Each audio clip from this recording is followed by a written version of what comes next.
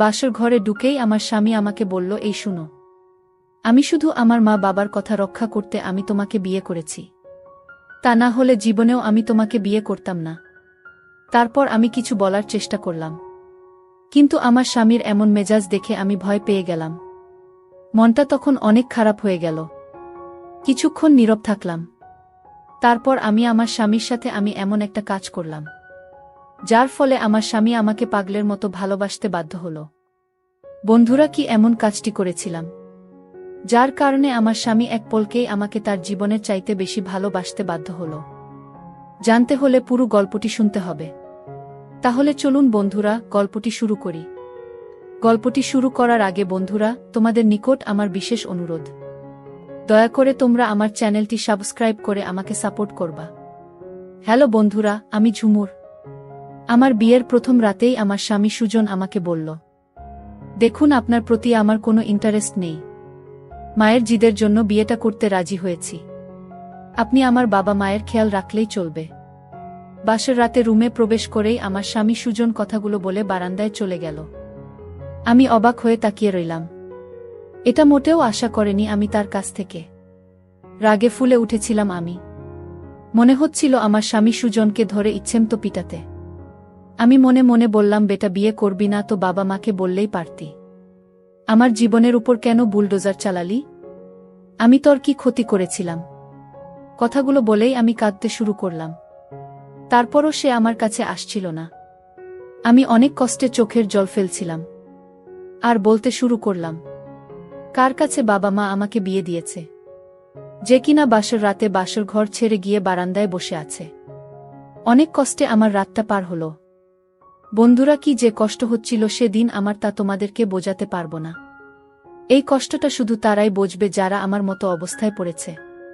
কিছুদিন পর একটি রেস্টুরেন্টে আমার এক বান্ধবীর সাথে দেখা হলো।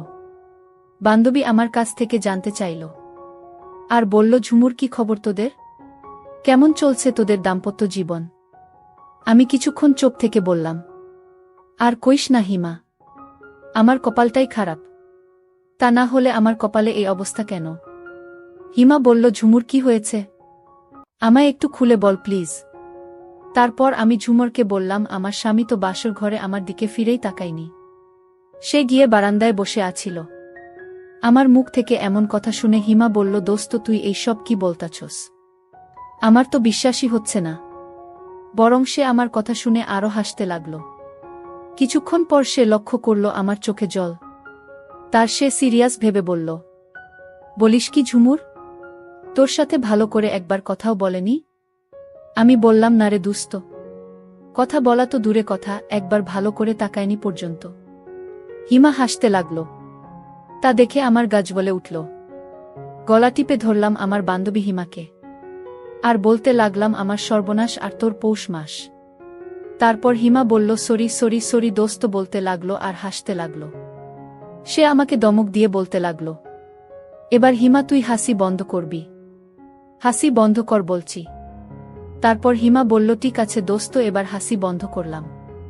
তারপর ঝুমুর বলল, হিমা দোস্ত, এখন আমি কি করব?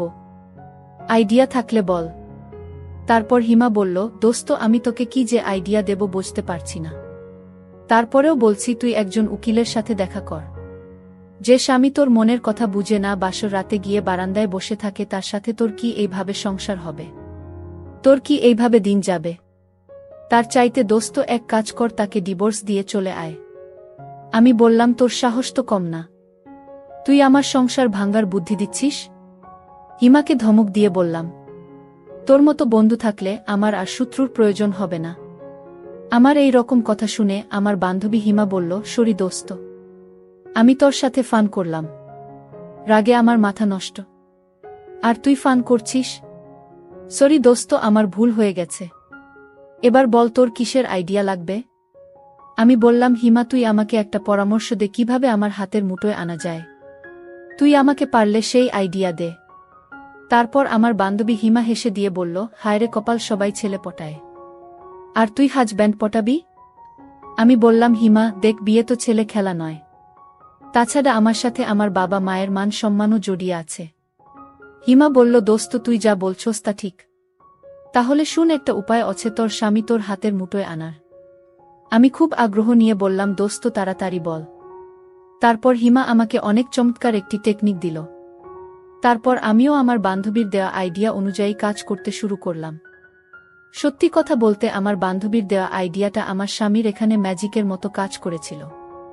বন্ধুরা, তা আমি আস্তে আস্তে বলছি, দয়া করে ধৈর্য ধরে পুরো গল্পটা শুনুন। আমার স্বামী সুজন সবার সামনে আমার সাথে স্বামীর মতোই আচরণ করে, কিন্তু আড়াল হলেই অচেনা মানুষের মতো আচরণ করে। আমার পুরো পরিবারের সাথে মিলেমিশে চলে। প্রতিদিন সকালে সুজনের ঘুম ভাঙার সাথে সাথেই আমি চা নিয়ে হাজির হই। চুলগুলো হালকা ভিজা ও ছড়ানো থাকে। না চাইতেও সুজন কিছুক্ষণের জন্য চোখ ফেরাতে পারে না। আমি কাশি দিয়ে সুজনের সেই দৃষ্টি ভাঙিয়ে দেয়া। একদিন আমি ইচ্ছে করেই সুজনের শার্টের বোতাম ছিঁড়ে রেখেছি। সুজন শার্ট পরতেছে, আমি আয়নার সামনে বসে সাজতেছি। সুজন বারবার সেই দিকে তাকাচ্ছে আর শার্ট পরছে। হঠাৎ খেয়াল করল শার্টের একটা বোতাম নেই। সুজন সুই সুতা খুঁজতে লাগল। আমি বললাম, কিছু লাগবে? তখন সে বলল, আমার সুই সুতা লাগবে। আমি বললাম, কেন? তারপর সে বলল, আমার শার্টের বোতাম ছিঁড়ে গেছে, তাই আমি শার্টের বোতাম লাগানোর জন্য সুই সুতা খুঁজছি। তারপর আমি সুই সুতা বের করে শার্ট পরা অবস্থায় বোতাম লাগাতে লাগলাম। সুজন আমাকে বলল, শার্টটা খুলে দিলে ভালো হয় না? আমি বললাম, না সমস্যা নাই, শার্ট খুললে আপনার লেট হয়ে যাবে। সে বলল, একটু সাবধানে, লেগে গেলে তো আবার বিপদ। আমি বললাম, চুপচাপ দাঁড়িয়ে থাকুন, নয়তো লেগে যাবে। সুজন চুপচাপ দাঁড়িয়ে রইল। আমি বোতাম লাগিয়ে দিলাম। সুজন আমাকে এই প্রথম এত কাছ থেকে দেখল। আমি সুজনের মা বাবার প্রতি যথেষ্ট দায়িত্ববান, যা দেখে সুজন খুবই খুশি। তারপর সুজন মনে মনে ভাবল, মেয়েটার সাথে আমি এত রাফ ব্যবহার করি, তারপরেও একবারও কোনো অভিযোগ করেনি। কিছুদিন পর সুজনের বাবা আমি এবং আমার স্বামী সুজনকে কক্সবাজারে ঘুরতে পাঠাল। আমি ইচ্ছে করেই সুজনের কাঁধে মাথা রেখে ঘুমিয়ে পড়লাম। সে বারবার আমাকে সরিয়ে দিচ্ছিল। যাক, এক পর্যায়ে আমরা এসে কক্সবাজার এসে আমরা পৌঁছলাম। তারপর সুজন হোটেলে এসে 2টা রুম নিল, একটা আমার আর একটা তার জন্য। আমি তো রেগে মেগে আগুন, মুডটাই অফ হয়ে গেল। আমি রুমে যেয়ে ঘুমিয়ে পড়লাম। বিকালে সুজন আমার কাছে আসলো। আমি বললাম, কি চাই? রাগী ভাব নিয়ে। তারপর সে আমায় বলল, আপনি কি রাগ করেছেন? আমি বললাম, কই না তো। রাগ কি? সুজন বুঝল যে আমি রাগ করেছি। তারপর সে আমায় বলল, ভাবলাম সমুদ্র সৈকত দেখতে যাব। আমি বললাম, যান না। আপনাকে ধরে রেখেছে কে? সে বলল, আমার একা যেতে ভালো লাগছে না। তারপর আমি বললাম, যদি আপনার একা যেতে ভালো না লাগে তাহলে রাস্তা থেকে কুকুর ছাগল ধরে সাথে নিয়ে যান। আমার স্বামী সুজন বলল, দেখো ঝুমুর বাড়াবাড়ি হচ্ছে কিন্তু। আমি বললাম, আপনি বাড়াবাড়ির দেখছেন কি? তারপর আমার সাথে রেগে সুজন চলে এলো আর আমায় বলতে লাগলো, দেখো ঝুমুর হোটেলে সিন ক্রিয়েট করা উচিত নয়। তারপর সুজন আমার এই রকম কথা শুনে মন খারাপ করে সমুদ্রের পাড়ে চলে গেল। আমিও তার পিছু পিছু যাইতে শুরু করলাম, কিন্তু তাকে বুঝতে দেই নাই। সে তখন সমুদ্র পাড়ে একা একা বসে রইল। একটু পর পিছনে ফিরে দেখে আমি তার পিছনে দাঁড়িয়ে রইলাম। সে আমাকে দেখে চমকে উঠল আর বলল, এ কি, তুমি এখানে? আমি বললাম, আপনি আসতে পারলে আমি পারবো না কেন? তারপর সে বলল, বাপরে কি ঝগড়াটে মেয়ে। আমি বললাম, কি বললেন? সে বলল, কিছু না। তারপর চুপচাপ আমি তার পাশে দাঁড়িয়ে রইলাম। কিছুক্ষণ পর আমি তাকে ডেসা দিয়ে বললাম, এই যে মিস্টার ছ্যাঁকা খেয়েছেন কয়টা? সে বলল, জবি। আমি আবার বললাম, ছ্যাঁকা কয়টা খেয়েছেন? সে বলল, আমি কখনই প্রেমই করি নাই, তাহলে চেকা খাবো কই থেকে? আমি বললাম, আপনি নারী বিদ্বেষী নাকি? সে বলল, উল্টাপাল্টা কথা বলছেন কেন? আমি বললাম, আপনার ব্যবহার দেখেই বোঝা যায় হয়তো ছ্যাঁকা খেয়েছেন নয়তো নারী বিদ্বেষী। সে বলল, বুঝেছি, আপনাকে পাত্তা দেই না তো, তাই এসব বলছেন। যা সত্য তাই বললাম। তার মুখ থেকে এই কথা শুনে আমি রাগে বললাম, আপনার মতো অনেক ছেলে ভার্সিটি লাইফে আমার পিছু পিছু ঘুরেছে। সে একটা অট্টহাসি দিল, যা দেখে আমার রাগ চরম সীমায় পৌঁছাল। স্বামী সুজনের পেটে একটা ঘুষি মেরে চলে এলাম। সুজন এমনটা আশা করেনি, যদিও ব্যথা পেয়েছে কিন্তু আমাকে বুঝতে দেয়নি। শত হলেও পুরুষ তো। কিছুদিন পর আমরা কক্সবাজার থেকে ফিরে এলাম। কক্সবাজার থেকে ফিরে এসে চলে গেলাম আমার বান্ধবী হিমার কাছে। হিমা জানতে চাইল এখন কি অবস্থা। আমি বললাম, দুস্থ না রে, এখনও তার কোনো পরিবর্তন হয়নি। হিমা বলল, বলিস কি দুস্থ? এখনও কোনো পরিবর্তন হয় নাই। আমি বললাম না। তারপর সে বলল, তাহলে একটা কাজ কর, আমার মনে হয় তাতে কাজ হয়ে যাবে। আমি বললাম, দোস্ত কি কাজ? একটু তাড়াতাড়ি বল, আমার তো তোর সইছে না। কিভাবে আমি আমার স্বামীকে আমার অনুকূলে আনতে পারব? কি করলে সে আমাকে পাগলের মতো ভালোবাসবে? প্লিজ দোস্ত, একটু তাড়াতাড়ি বল। তারপর হিমা আমাকে বলল, তোর কানটা একটু এদিকে আন। তারপর আমার কান তার মুখের কাছে নিয়ে ধরলে সে আমাকে কানাকানি করে যা বলল তা শুনে আমি অবাক হয়ে গেলাম। তারপর তার বুদ্ধিতে আমি সেই কৌশল অ্যাপ্লাই করতে শুরু করলাম। প্রথম দিন খুব সকালে আমি ঘুম থেকে উঠলাম। ঘুম থেকে উঠে গোসল করে একবারে পরিপাটি হয়ে এক্কেবারে পরীর মতো সেজে তার সামনে হাজির হলাম। সে ঘুম থেকে উঠেই আমাকে দেখল। আমার চুলগুলো খোলা ছিল।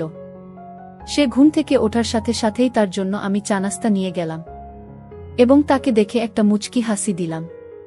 চুলগুলো খুলে রাখলাম। গায়ে একটা দামি পারফিউম ব্যবহার করলাম, যার ঘ্রাণ খুব পাগল করা। এমনভাবে পোশাক পরলাম যাতে আমাকে খুব ভালোভাবে বোঝা যায়, খুব সুন্দর এবং আকর্ষণীয় লাগে। মোট কথা, এমনভাবে আমার নিজেকে উপস্থাপন করলাম যাতে সে দেখেই আমার প্রতি দুর্বল হয়ে যায়। আমি সব সময় হাসি খুশি থাকার চেষ্টা করলাম। মাঝে মধ্যে রোমান্টিক গান গাইতাম। সেই দিন রাতে সে অফিস থেকে বাসায় আসলো। বাসায় আসার পর আমি আবারও চুলগুলো খুলে একটা দামি পারফিউম ব্যবহার করলাম। খুব ভালো করে সাজলাম এবং তাকে আকর্ষণ করানোর চেষ্টা করলাম। সে আমার দিকে একবার চাইলা। চাওয়ার পর সে অবাক হয়ে তাকিয়ে রইল, কিন্তু কিছুই বলতে পারছিল না। আমি জানি হয়তো সে মনে মনে অনেক কিছুই ভাবছে। সেই দিন রাতে আমি একটা রোমান্টিক মুড নিয়ে খুব ভালো করে সেজেগুজে শুয়ে পড়লাম।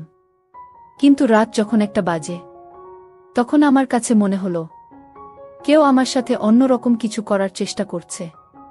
আমি অবাক হয়ে রইলাম আর ভাবলাম, এখানে তো আমি আর আমার স্বামী ছাড়া অন্য কেউ নেই। তাহলে কি সে আমার প্রতি দুর্বল হয়েছে? ভাবতে ভাবতে আমি শুয়ে রইলাম, কিন্তু আমি তাকে বুঝতে দেইনি। আমি ঘুমের ভান ধরে শুয়ে রইলাম। কিছুক্ষণ পর সে আমার সাথে এক অন্যরকম আচরণ করা শুরু করল, আর আমি মনে মনে ভাবলাম পরিকল্পনা কাজে লেগেছে। সে যখন অন্যরকম আচরণ করাতে ব্যস্ত, তখন আমার ঘুম ভেঙে যায়। আমি বললাম, এ কি আপনি? সে তখন কোনো কথা বলে না। কোনো কথা না বলেই সে তার কাজ চালিয়ে যেতে লাগল। আমি আর তাকে বাধা দেওয়ার চেষ্টা করলাম না, কারণ সে তো আমার স্বামী। যাই হোক, শেষ পর্যন্ত সে আমার অনুকূলে এসেছে। সেই জন্য আমি অনেক শুকরিয়া আদায় করলাম এবং সেই সাথে আমার বান্ধবী হিমাকেও অনেক ধন্যবাদ দিলাম, সে আমাকে এই সুন্দর বুদ্ধিটা দেওয়ার জন্য। এরপর থেকেই সে প্রতিদিনই আমার সাথে খুব ভালো কিছু করে, যার কারণে আমি সত্যিকার অর্থেই খুশি। বন্ধুরা, এখন আমরা সুন্দর সুখী একটি দাম্পত্য জীবন পেয়েছি। এখন সে আমার সাথে খুব ভালো আচরণ করে, সবসময় আমার খেয়াল রাখে এবং আমার খোঁজ খবর রাখে। কিন্তু আমি সবচেয়ে খুশি হই সে যখন আমাকে অন্যরকমভাবে ভালোবাসে। সত্যি বলতে, আমি তার ভালোবাসায় পরিপূর্ণ তৃপ্তি পাই। বর্তমানে আমরা একটি সুখী দম্পতি। সবাই আমাদের জন্য দোয়া করবেন। বন্ধুরা, ভিডিওটি যদি ভালো লাগে তাহলে একটি লাইক দিন। আর তোমরা যদি এইরকম ধরনের ইন্টারেস্টিং ভিডিও পেতে চাও, তাহলে দয়া করে আমার চ্যানেলটি সাবস্ক্রাইব করো। পরিশেষে তোমাদের সকলের স্বাস্থ্য কামনা করি। ভিডিওটি দেখার জন্য তোমাদের সকলকে অসংখ্য ধন্যবাদ।